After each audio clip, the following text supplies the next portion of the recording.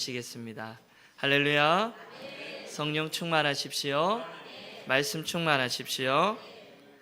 사울은 다메섹으로 가는 길에 예수님을 만났습니다. 호련히 하늘로부터 강한 빛이 그를 둘러 비추었습니다. 그 빛 속에 사울은 주님의 음성을 들었습니다. 사울아 사울아 어찌하여 나를 박해하느냐. 주여 누구십니까? 두 번째 음성이 들립니다. 나는 내가 박해하는 예수라. 사울은 그 빛과 그 음성 앞에 엎드려집니다. 사울이 일어났을 때 앞이 보이지 않습니다. 사람들의 손에 이끌려 다메섹으로 들어갔습니다. 그리고 하나님은 사울을 위해 오늘 한 사람을 준비하십니다. 그 사람이 바로 아나니아입니다. 오늘 성경을 보면 이 아나니아에 대한 기록이 별로 없습니다. 10절 말씀 보시겠습니다. 같이 읽어볼까요? 시작. 그때 다메섹에 아나니아라는 제자가 있더니 주께서 환상 중에 불러 이르시되 아나니아야 하시거늘. 오늘 말씀을 보면 아나니아는 유명한 12사도 가운데 한 사람이 아닙니다. 그는 초대교회에 아주 알려져 있던 7집사 중에 한 사람도 아닙니다. 예루살렘이 큰 도시라고 한다면 다메섹은 멀리 떨어져 있는 시골의 한 지방 도시입니다. 그곳에 살고 있던 한 무명의 성도요, 예수님을 사랑하는 제자가 바로 아나니아입니다. 그러나 그의 생애는 어쩌면 사울을 만나기 위하여 준비되었는지 모릅니다. 이 사람은 사울에게 결정적으로 아주 중요한 영향력을 미칩니다. 사울은 사도행전 22장에서 자기가 예수님을 어떻게 만나게 되었는지를 간증합니다. 그 간증 속에 아나니아에 대해서 언급을 합니다. 사도행전 22장 12절에 보면 이런 말씀 같이 읽어봅시다. 시작.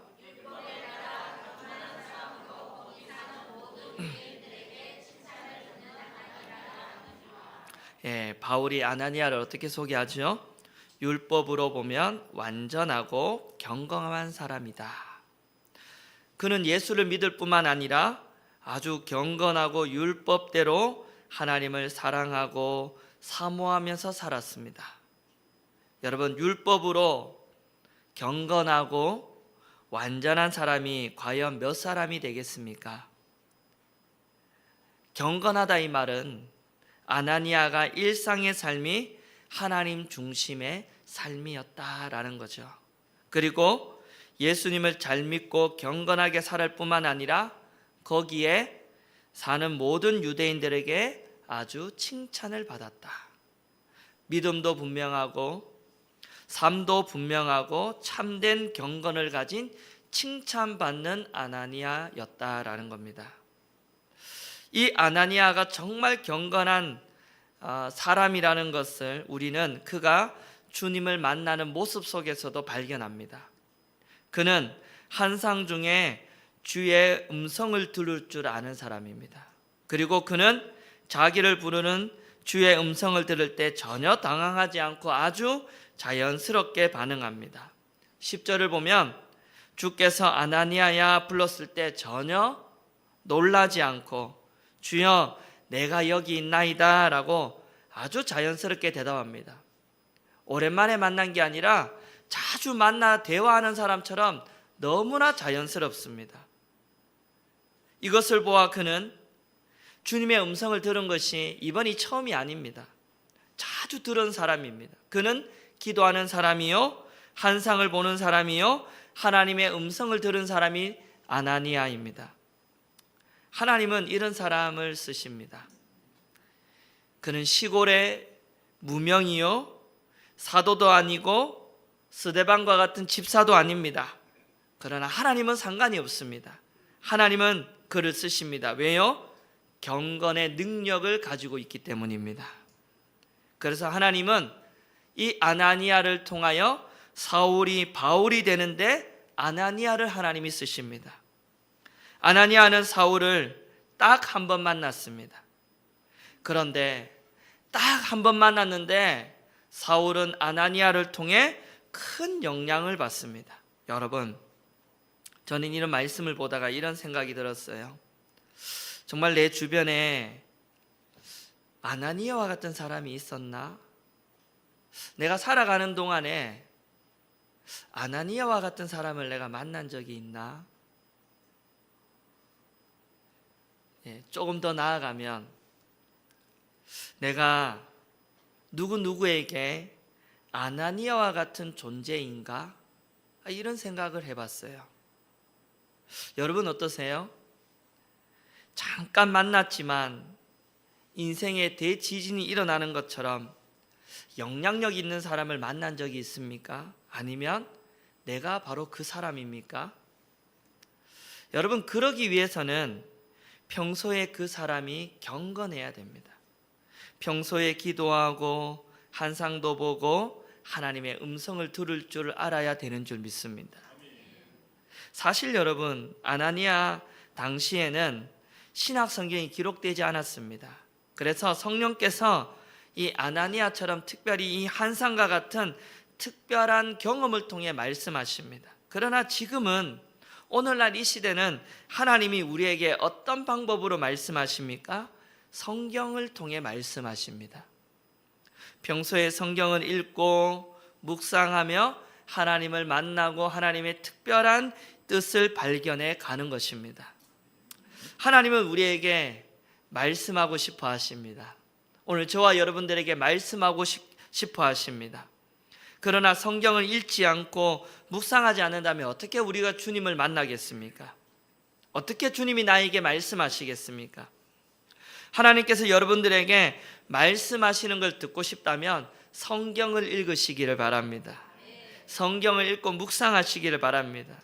그 말씀을 통해 하나님은 여러분들에게 다가오셔서 말씀하시는 줄 믿습니다. 또 여러분, 하나님은 우리에게 환상을 보여주고 싶어 하십니다. 특별한 뜻을 계시하고 싶다라는 거죠. 그런데 우리가 눈을 감고 기도하지 않는데 어떻게 환상이 보이겠습니까? 방황하고, 여러분, 우리가 신앙생활이 가라앉아 있는데 어떻게 환상이 보이겠습니까? 기도하고 있어야 합니다. 말씀 읽고 묵상하고 기도할 때 하나님이 환상을 보여주시며 하나님의 뜻을 우리에게 계시하여 주시는 것이죠. 오늘날 성도들의 삶을 보면 참 너무 바쁘고 분주합니다. 교회 와서도 보면 너무너무 바빠요. 기도하는 시간, 하나님을 생각하고 말씀 읽고 묵상하는 시간보다 너무너무 분주하게 살아갑니다. 너무 바쁘게 살아갑니다. 여러분, 하나님을 생각하고 기도하고 말씀 읽지 않는데 어떻게 환상이 보이겠습니까? 당시에 이 다메섹에는 많은 제자들이 있었습니다. 하지만 주님은 이 아나니아라는 사람을 통하여 일하셨습니다. 왜요? 경건한 사람으로 준비되었기 때문입니다. 쓰임받기 위해 준비한 게 아니라 그냥 평소에 하나님을 만나고 말씀을 읽고 하나님의 음성을 듣고 기도하며 살았을 뿐입니다. 그런데 여러분, 하나님은 일상이 경건한 그 사람을 결정적일 때 들어 사용하실 줄 믿습니다. 일상이 경건한 사람, 하나님이 눈여겨보시는 사람입니다. 아나니아에게서 또 찾을 수 있는 모습이 있다면 하나님의 명령에 언제나 순종하는 사람이었습니다. 순종할 만하면 하고 그렇지 아니하면 순종 안 하는 게 아니라 언제나 그는 순종했다라는 거죠. 순종보다 더 중요한 건 순종할 때 그 사람의 마음의 태도입니다. 어떤 명령을 내리든지 내가 순종하겠습니다. 여러분, 이 자세가 필요한 거죠. 예수님의 어머니 마리아를 보십시오. 천사가 보라, 내가 잉태하여 아들을 낳으리니 그 이름을 예수라 하라. 그러자 마리아가 뭐라 그래요? 나는 남자를 알지 못하니 어떻게 이 일이 있으리까? 그러자 천사가 뭐라 그래요? 대저 하나님의 모든 말씀은 능하지 못하심이 없느니라. 그러자 마리아의 고백 한번 보세요. 주의 여종이오니 말씀대로 내게 이루어지이다. 아멘. 마리아의 이 태도를 한번 보십시오. 나는 여종입니다. 여종이 뭐 알겠습니까? 다만 주님 뜻이 있사오니 순종할 뿐입니다. 말씀대로 내게 이루어질 것을 믿습니다. 아멘. 저는 이 순종하는 자에게 하나님이 놀라운 기적과 놀라운 비밀을 보여주시고 하나님이 축복이 임할 줄 믿으시기를 축원합니다. 그러면 여러분, 예수님이 이 아나니아에게 어떤 명령을 하십니까? 그 명령을 한번 보겠습니다. 11절입니다. 시작.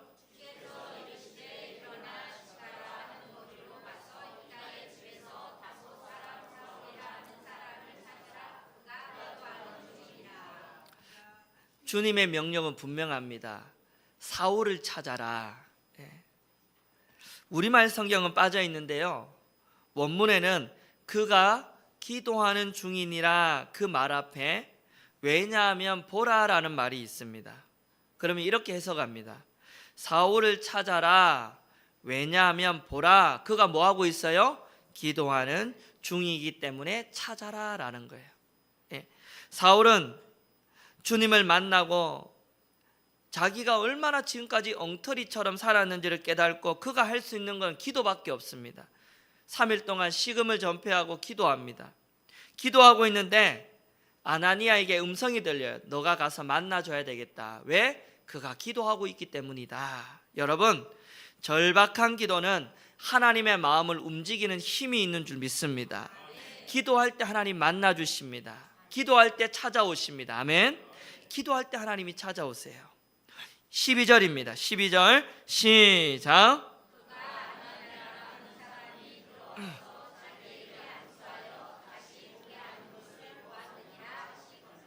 예, 12절은 사울이 기도할 때 하나님이 한상을 보여주십니다. 어떤 한상이죠? 아나니아만 한상 본 게 아니라 사울도 똑같이 한상 봤어요. 어떤 한상? 아나니아라는 사람이 들어와서 자기에게 안수하여 다시 보게 한다라는 것을 한상으로 봤단 말이에요. 하나님은 아나니아와 사울에게 분명하게 한상을 보여줬습니다. 그런데 여러분 13절과 14절에 보세요. 어떤 마음이 있는지 13절 14절 시작.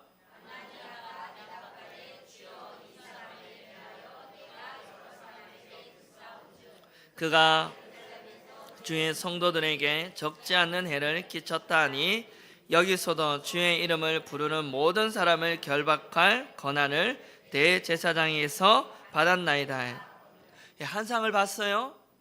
그런데 아나니아의 마음이 어때요? 걱정과 두려움이 있어요. 왜?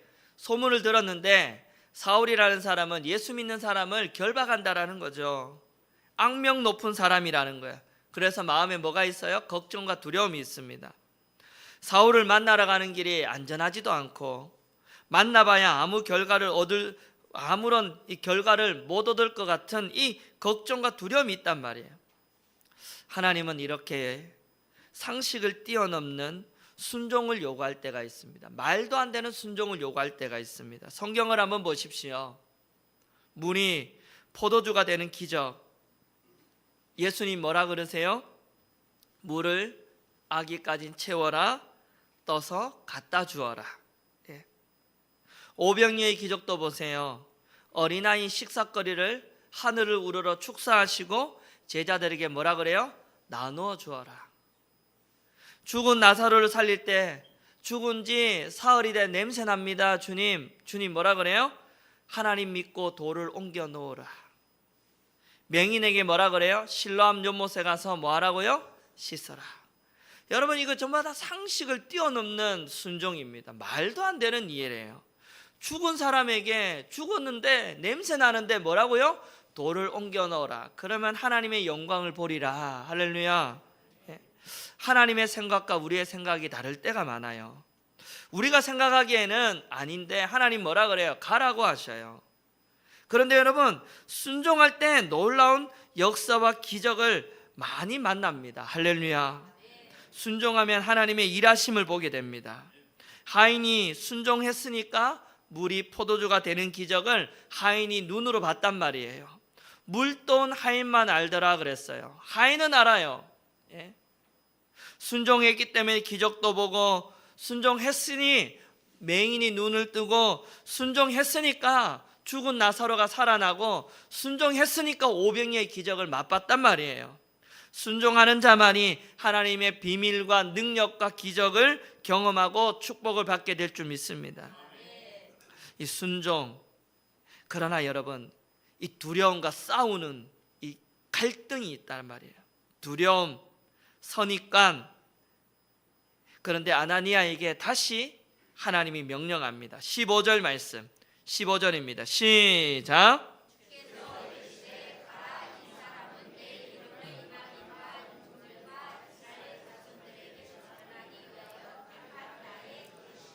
주님 뭐라 그래요? 가라. 따라합시다. 가라. 가라. 예. 이유를 먼저 알고 가려고 하지 말고 그냥 가라. 가면 알게 될 것이다.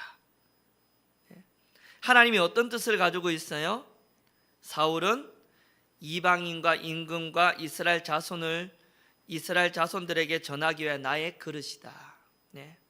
가면 알게 될 거야. 하나님의 뜻을 알게 될 거야. 여러분, 우리가요 다 이해하고 가려면요 절대 못 갑니다. 예? 절대 못 가요. 제가 목회의 길을 다 이해하고 왔으면 절대 안 왔을 거예요. 예? 모르고 왔어요. 모르고 가면서 깨달아지는 거야. 목회가 쉽지 않구나. 하나님 의지하고 가지 않으면 절대 목회할 수 없구나. 뭐라고요? 가면서 깨달아지는 거예요. 먼저 깨달았다면 안 왔을 거예요. 다 이해할 수 없어도 가야 돼요. 이해가 안 돼도 가야 돼요. 할렐루야. 순종해야 돼요. 순종하다 보면 하나님의 기적을 경험하게 될 줄 믿습니다. 가라. 가시기를 바랍니다. 16절 말씀 시작.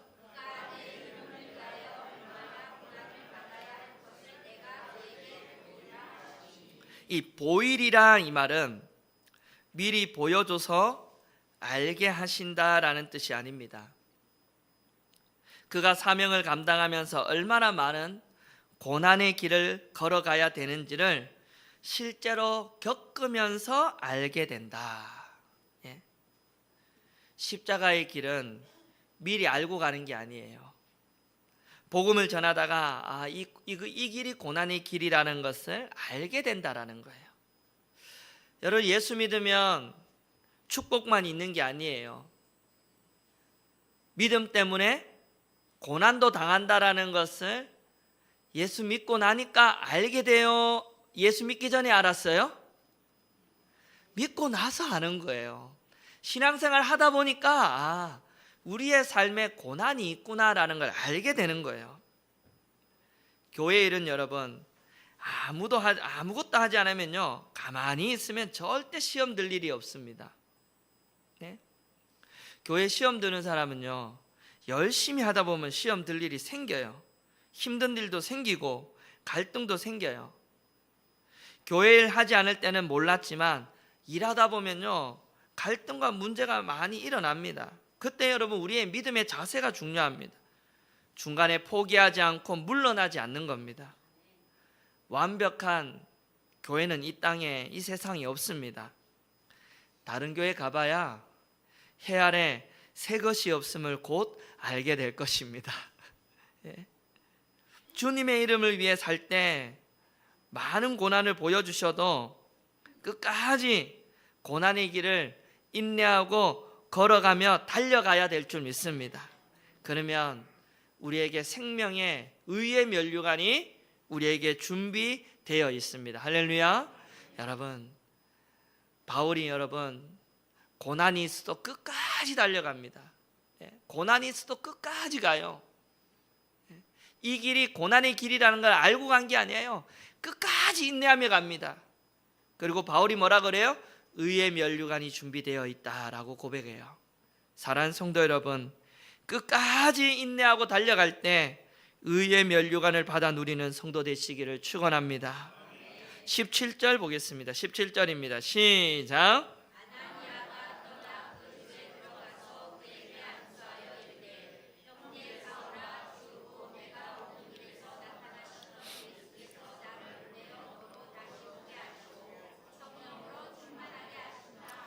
원문에는 그래서라는 접속사로 시작합니다.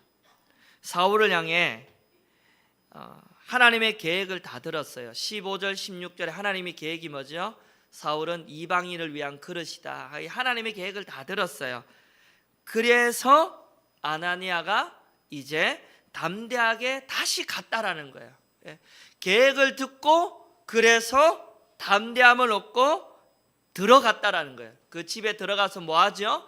안수합니다. 그리고 예수님이 보내셔서 왔다라고 이야기하면서 예수님이 보낸 목적을 이야기합니다. 예수님이 보낸 목적이 뭐예요? 너로 다시 보게 하고 성령으로 충만하게 하려 함이라. 할렐루야. 여러분, 사울이 눈을 뜨는 것도 중요하지만 눈 뜨는 것보다 더 중요한 게 뭐냐면 성령으로 충만함을 받는 것입니다. 병 고치는 것보다 더 중요한 것은 성령 충만함을 받는 것입니다. 우리는 병 고침 받고 문제가 해결되는 것, 그러나 이 병보다 더 중요한 건 이 문제를 통해 성령으로 충만한 사람으로 세워지는 것입니다. 우리의 삶도 마찬가지입니다. 문제보다 더 중요한 건 성령 충만입니다. 성령 충만하면 문제는 더 이상 문제가 아닙니다. 문제보다 더 크신 분이 내 안에 충만하면 모든 것을 이길 수 있습니다. 담대할 수 있습니다. 승리할 수 있습니다. 내 삶의 목적이 성령 충만입니다. 내 삶의 가장 중요한 건 성령 충만입니다. 여러분, 성령 충만하십시오. 옆 사람과 인사합시다. 성령 충만합시다. 성령 충만해야 이길 수 있습니다. 성령 충만할 때 어떤 일이 일어납니까? 18절 볼까요? 성령 충만할 때 일어납니다. 이런 일이 일어나요. 시작.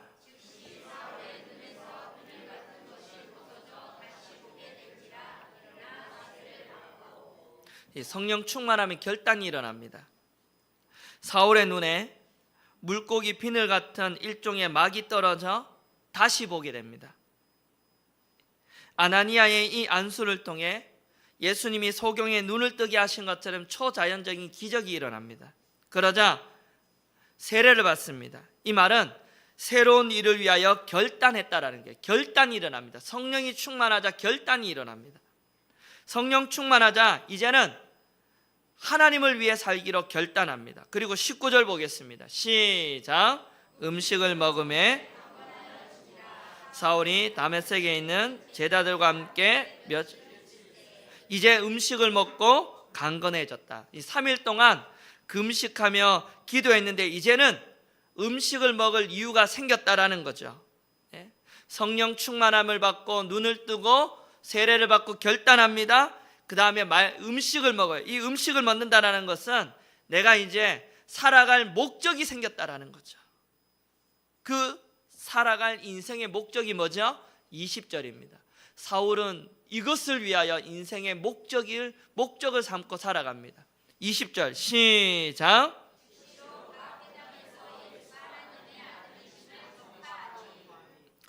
인생의 목적이 생기니까 음식을 먹어요. 인생의 목적이 생기니까 즉시 뭐하죠? 내가 만난 예수를 전합니다. 견딜 수 없어서 전합니다. 성령 충만한 사람은요, 자꾸 예수님을 이야기하게 되어 있습니다. 무슨 말을 하든 무슨 일을 하든 밥을 먹든 어떤 일을 하든지 머릿속에 예수로 가득 찬 사람은, 예수로 충만한 사람은 입속에 예수가 나오게 되어 있습니다. 성령 충만한 사람은요, 예수님이 나와요. 사울은 예수님을 말하기 시작합니다. 듣는 사람이 다 놀래요. 21절 보세요. 사람들이 놀랄죠. 듣는 사람들이. 예수 믿는 사람을 잡으러 왔는 사람이 갑자기 예수님을 전하니까 얼마나 놀랄까요? 저거 사기 아니야? 저거 지금 우리 잡으려고 지금 쇼하는 거 아니야? 그런데 사울의 모습을 보세요. 과거를 너무 잘 아는 사람들 앞에 주눅을 들거나 부끄러워하지 않습니다. 22절 같이 읽어봅시다. 시작. 사울은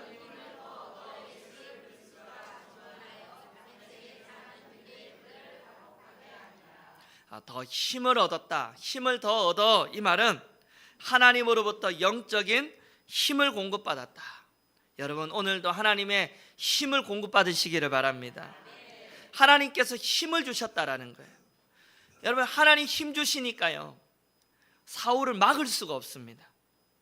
하나님이 힘 주시니까요, 복음을 전하는 거죠. 즉시 일어나 복음을 전합니다. 사람들이요, 수군수군대도 전합니다. 사람들이요, 눈총을 받아도 부끄러워하지 않고 더 힘을 얻어 전합니다. 왜? 누가 힘을 주시니까요? 하나님이 힘을 부어주시니까. 여러분, 교회는 많지만 예수님 이야기하는 교회도 많아요. 자꾸 다른 이야기를 합니다. 재밌는 이야기, 세상 돌아가는 이야기, 그건 교회의 존재 목적이 아닙니다.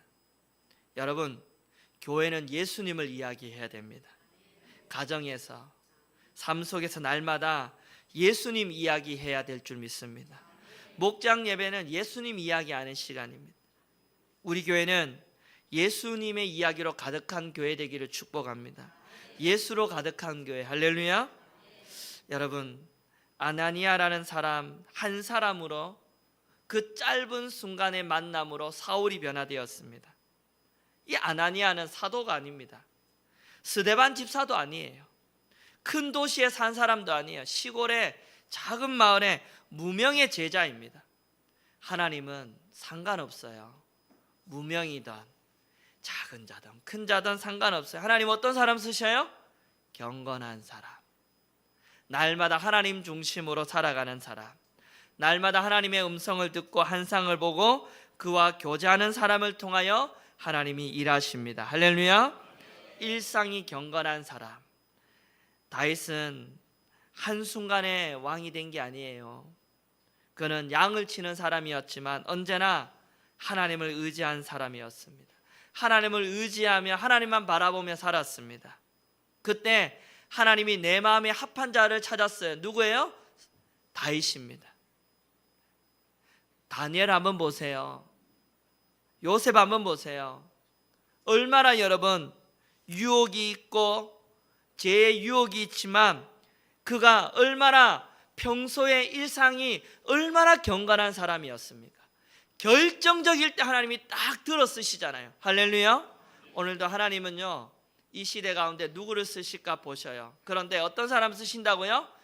경건한 사람, 평소에 일상이 경건한 사람. 하나님은 경건한 사람 쓰셔요. 한 주간 여러분 말씀과 기도로 경건한 사람 되시기를 바랍니다. 우리의 삶의 목적이 경건이었으면 좋겠습니다.